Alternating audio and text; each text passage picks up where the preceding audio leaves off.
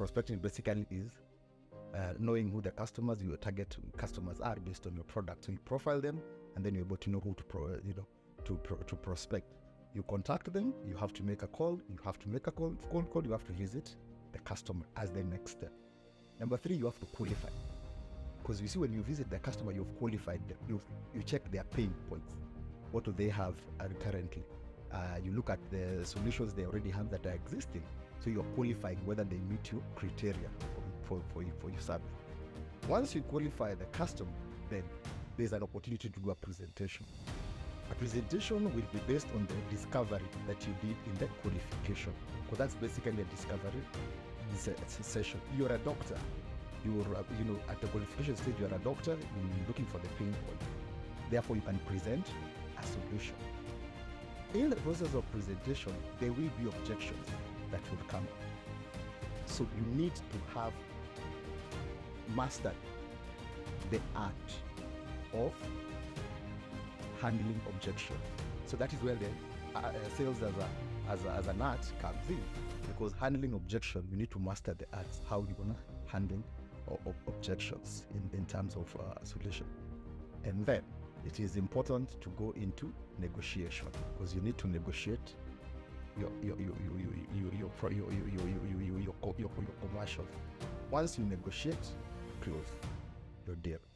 Once you close, you follow up, because of course you have to follow up with the projects team, the support team, and the rest of the team. Sales does not end at the follow-up. It actually normally begins. The circle begins, because when that project is properly implemented and the customer is happy, what does he do? He will refine. What does he do? He will give you additional business. So you go back again to the sales process. But this time, if it's an existing customer, you will still have skipped most of the sales process, because they already know you. So you straight go to your discovery and your presentation. So that is the sales process and how it.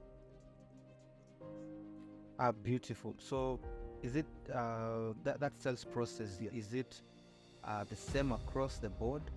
From that person who has a barber shop, the person who has a saloon, is it the same also for them compared the same for them, and also them that have been in business for we know these popular businesses that are in operations, maybe them that are in manufacturing and whatnot.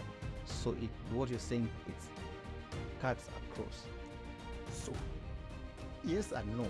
Yes, in that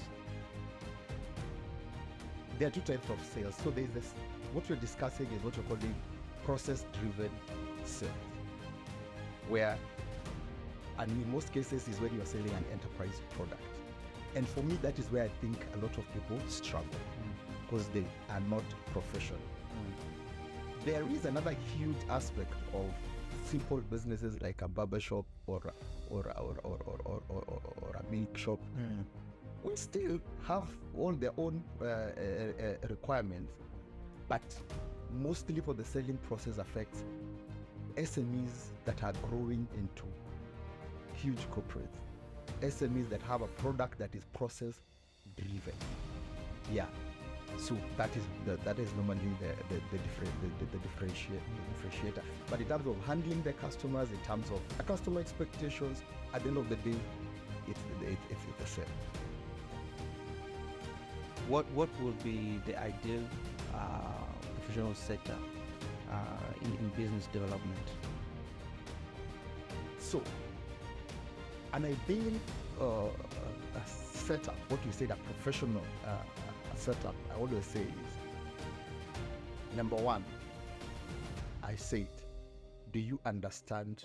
You need to understand what value you're coming to add to the market.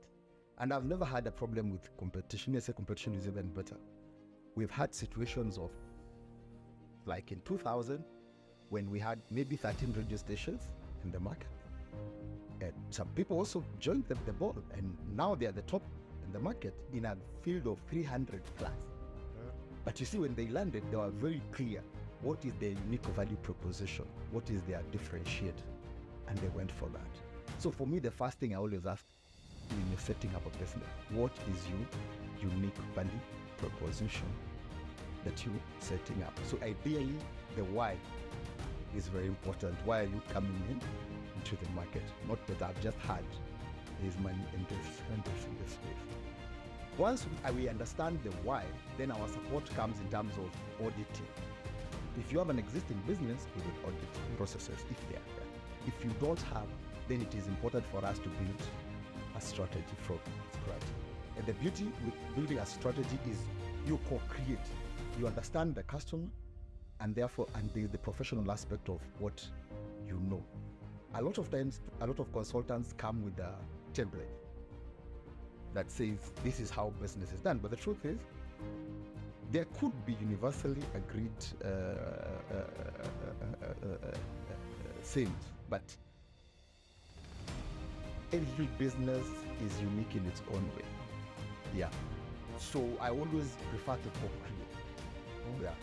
If you have been in the business, there's a way you've been doing things and you've been successful. I normally don't rubbish people. Yeah.